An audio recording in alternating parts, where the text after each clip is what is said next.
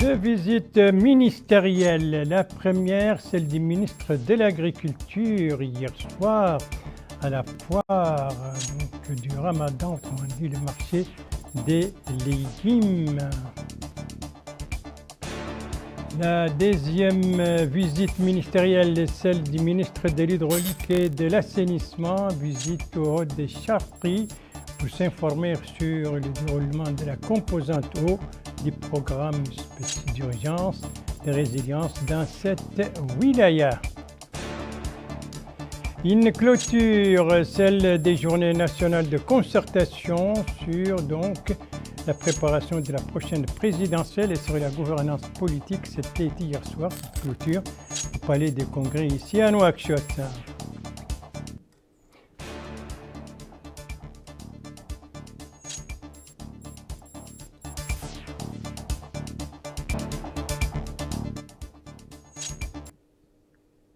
Voilà donc tels étaient les principaux titres du journal et c'est parti. Mesdames, Mesdemoiselles, Messieurs, bonsoir et bienvenue à votre 22h de ce samedi 6 Ramadan 1445, ce qui correspond au 16 mars 2024. Deux activités ministérielles pour commencer, l'une hier à Nouakchott et l'autre aujourd'hui à l'intérieur du pays. Celle donc d'hier concerne le ministre de l'Agriculture et la visite qu'il a effectuée en compagnie du président de l'Union nationale du patronat mauritanien. C'était hier soir au marché des légumes, situé donc dans l'emplacement de l'ancien aéroport de Nouakchott. Alors, l'objectif de cette visite et qu'est-ce qu'il a marqué?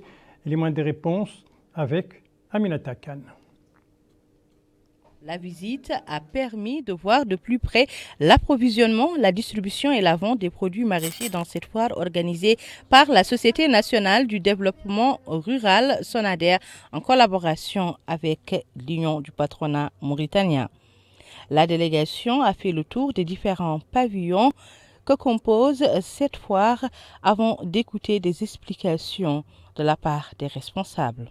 À notre micro, le ministre de l'Agriculture a indiqué que cette visite a pour objectif de vérifier la disponibilité du produit maraîcher, l'intérêt des citoyens pour la production nationale, mais également de recueillir les impressions et les avis concernant les prix et la qualité des produits. Il a remercié les organisateurs de l'opération, expliquant que les prix des légumes ont baissé aussi bien dans cette foire que dans les autres marchés de la capitale. Il a ajouté que l'opération vient en réponse à l'appel lancé par le président de la République aux producteurs agricoles pour exploiter nos ressources naturelles afin de relever les défis de la sécurité alimentaire.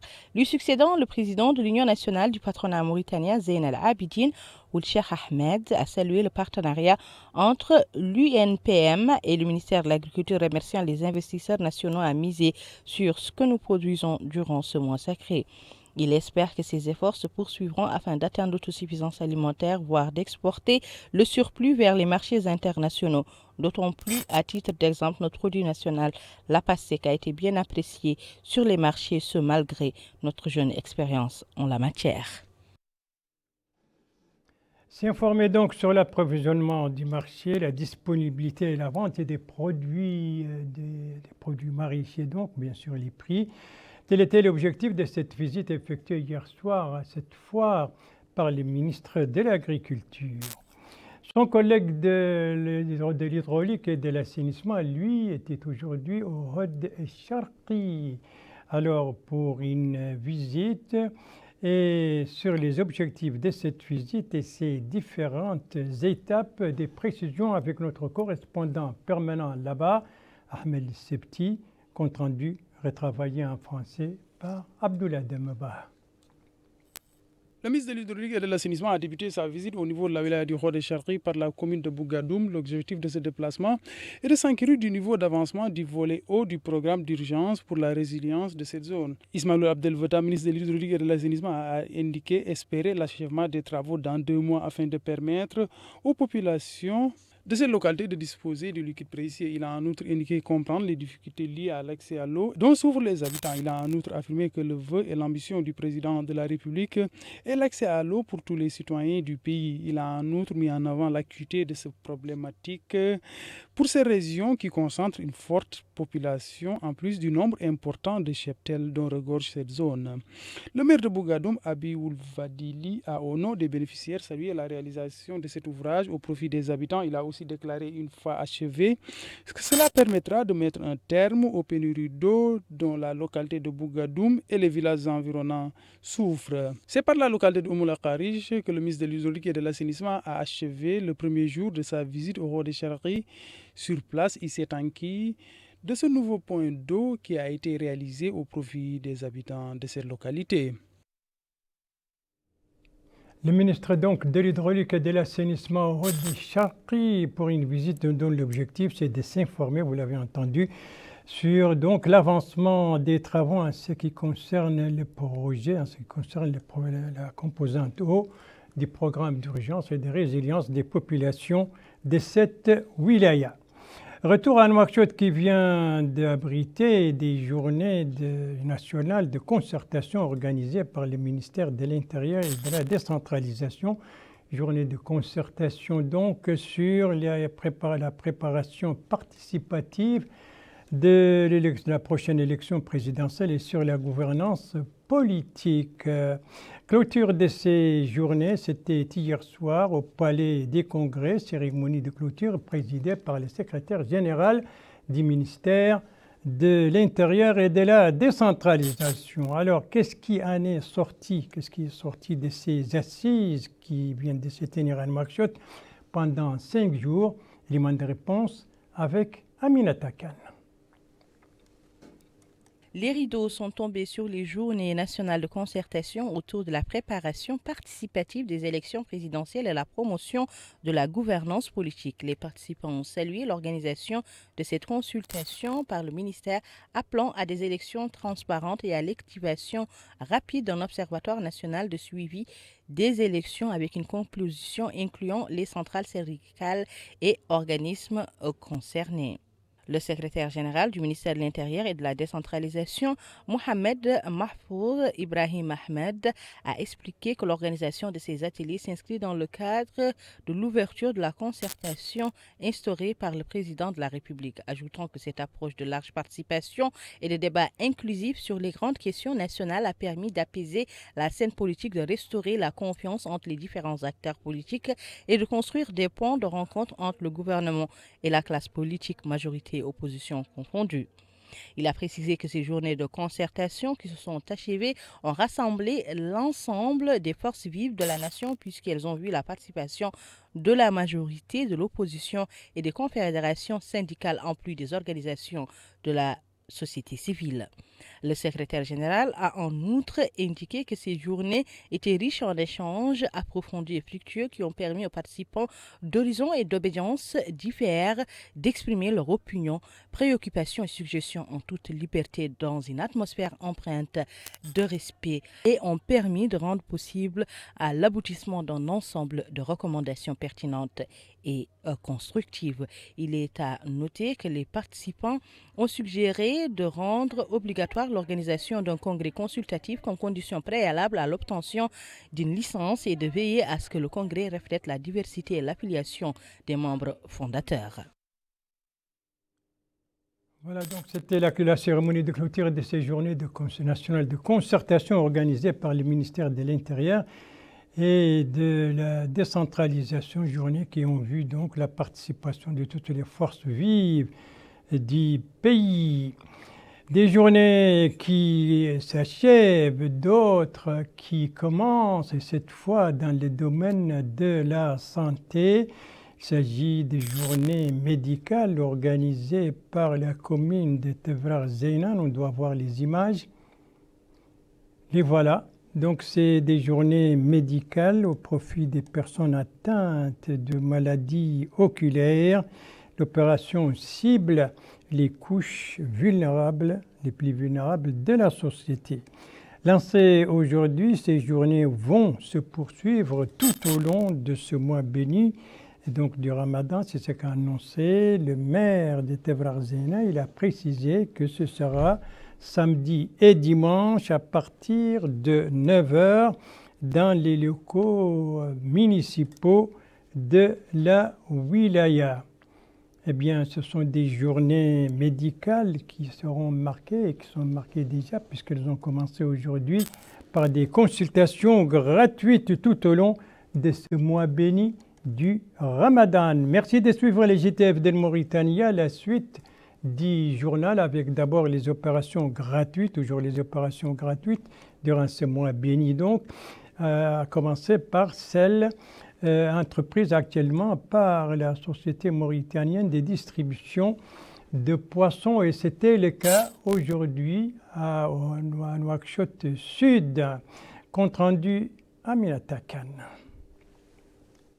C'est à partir de la commune d'Arafat que la Société nationale de distribution de poissons a clôturé ses opérations de distribution de poissons dans les 3 wilayas que compte notre capitale Nouakchott. À notre micro, les bénéficiaires ont apprécié l'assistance qui leur a été fournie dans le but d'améliorer leurs conditions de vie, appelant les autorités à œuvrer pour que cette assistance soit mensuelle en raison des besoins des citoyens démunis. Plusieurs citoyens ont reçu des mains du directeur et des autorités administratives et sécuritaires qui étaient présentes à la cérémonie, leur caisse de poissons qui vont leur permettre de rompre le jeûne en toute quiétude. À notre micro, le directeur de la Société nationale de distribution de poissons a indiqué qu'avec la distribution aujourd'hui à Arafat relevant de la wilaya de Nouakchott Sud des quantités de poissons, ils ont clôturé la composante opération Ramadan au niveau des 3 wilayas que compte notre capitale Nouakchott, ajoutant que ces poissons fournis par la SNDP sont accompagnés d'une distribution gratuite en faveur des imams et des cheikhs de Matadra pour les aider dans ce mois sacré. Il a souligné que cette aide fait partie de l'assistance fournie par l'État aux habitants des wilayas car il existe diverses aides fournies par plusieurs démembrements de l'État. Voilà, Nouakchott Sud donc à l'ère de la distribution gratuite des poissons, entreprise actuellement par la Société des distributions, la Société mauritanienne des distributions des poissons dans le cadre du mois béni du Ramadan. Des opérations similaires se sont déroulées également, se déroulent actuellement au niveau du Brakna. Coup d'envoi aujourd'hui à partir de la capitale régionale Alleg. Alors, combien de tonnes doivent être distribuées dans ces cadres au niveau du Brakna? C'est ce que nous dit notre correspondant permanent, Mohamed Lemine Ladi, compte rendu, revient en français par Abdoulaye Demeba.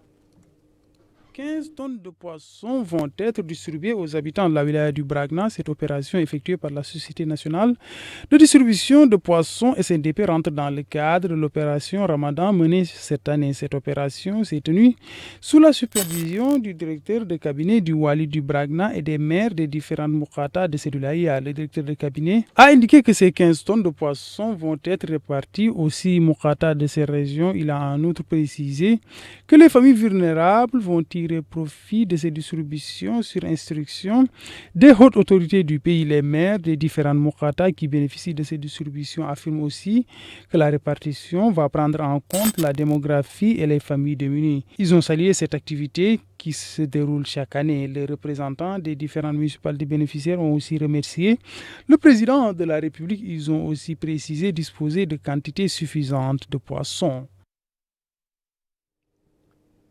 Voilà pour ces opérations de distribution gratuite de poissons entreprises par la Société mauritanienne de distribution de poissons durant ce mois béni du Ramadan. Nous avons vu dans le journal ces opérations au niveau du Brakna et au niveau de Nouakchott Sud. Alors, le mois de Ramadan, on est aujourd'hui à la 6e journée, au 6e jour donc de ce mois béni, et vous savez que l'animation se poursuit sur tous les plans, et c'est ainsi que sur le plan spirituel, il y a cette conférence quotidienne qui se tient dans la grande mosquée de Nouakchott, dont vous voyez les images.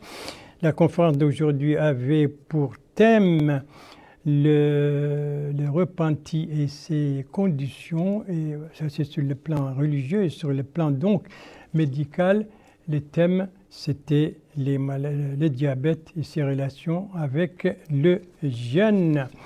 Voilà donc pour cette 6e conférence quotidienne ici au niveau de Nouakchott depuis le début du mois béni du Ramadan. Les conférences, on en parle également à propos dans la wilaya d'Igorgol où l'animation donc ramadanesque, si je peux m'exprimer ainsi, a commencé également avec des conférences aujourd'hui. Alors où se sont déroulés le lancement de ces conférences?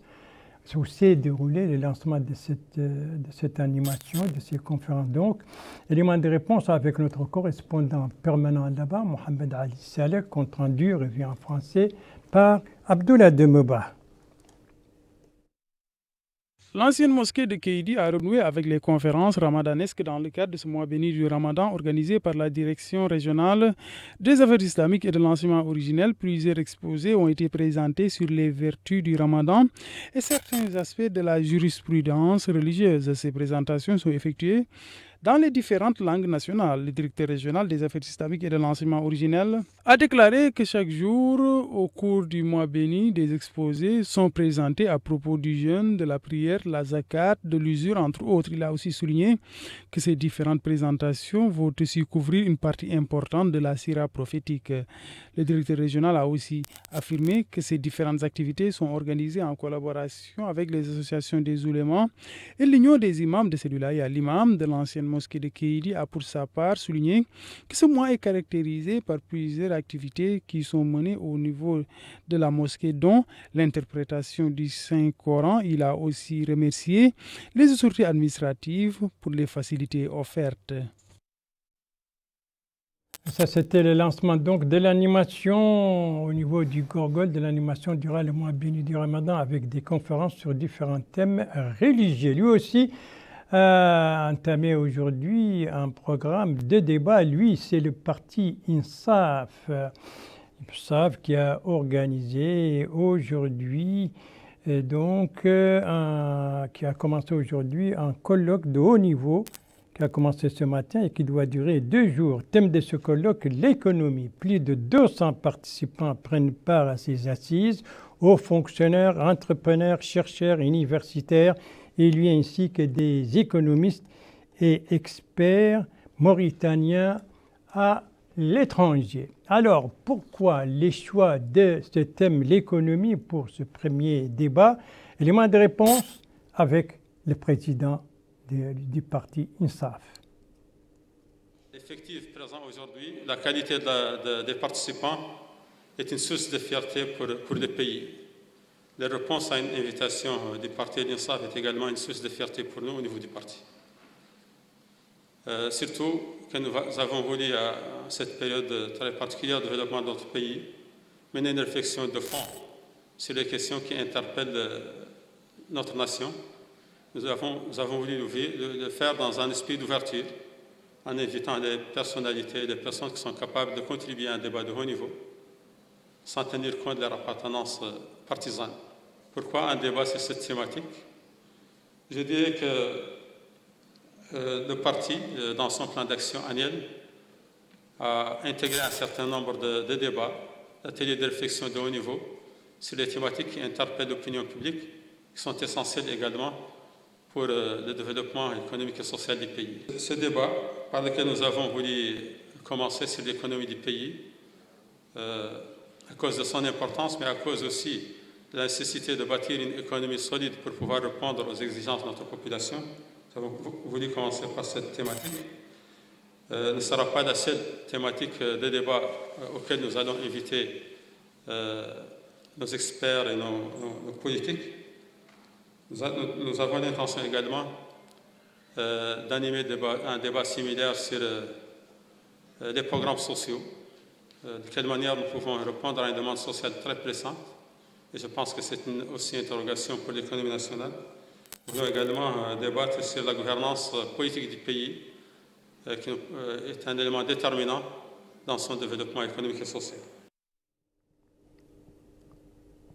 Voilà, donc c'était l'ouverture de ce colloque de haut niveau organisé depuis ce matin par le parti INSAF, un colloque dont les travaux vont se poursuivre pendant 2 jours, donc jusqu'à demain. Et le thème choisi, c'est l'économie. D'autres thèmes, a dit le président du parti, vont être abordés au cours d'autres rencontres similaires. Et c'est sur ce colloque de l'INSAF que se termine ce journal. Merci à vous, madame, mademoiselle, messieurs, de l'avoir suivi. Merci bien entendu aux équipes rédaction et techniques qui ont participé à sa conception. Je vous en rappelle les principales informations. Ici, nous sommes à la foire de Ramadan pour les produits maraîchers du marché, donc appelé marché du d'Aftot Sahli, qui a reçu hier la visite du ministre de l'Agriculture accompagné du président de l'Union nationale du patronat mauritanien. Ici, nous sommes au Haut des Chartes et à l'occasion de la visite là-bas aujourd'hui du ministre de l'Hydraulique et de l'Assainissement pour s'informer sur la composante eau du programme d'urgence et de résilience des populations de cette wilaya. Et ici, nous sommes au Palais des Congrès, ici au niveau de Nouakchott, avec la cérémonie de clôture des Journées nationales de concertation organisées par le ministère de l'Intérieur et de la décentralisation sur la préparation participative de la prochaine élection présidentielle et sur la gouvernance et sur la promotion de la gouvernance politique. Clôture donc, c'était hier soir. Voilà, le JTF reviendra demain à la même heure, 22h, et vous serez en compagnie d'Ndei Sow Sidi. Quant à moi, il ne me reste plus qu'à vous souhaiter une très très bonne fin de soirée, une très très bonne fin de semaine et bien entendu toujours un très bon jeûne du Ramadan, ce mois béni dont nous venons de jeûner le 6e jour. Et je vous donne rendez-vous, Inch'Allah, vendredi prochain à la même heure, 22h. Bonsoir.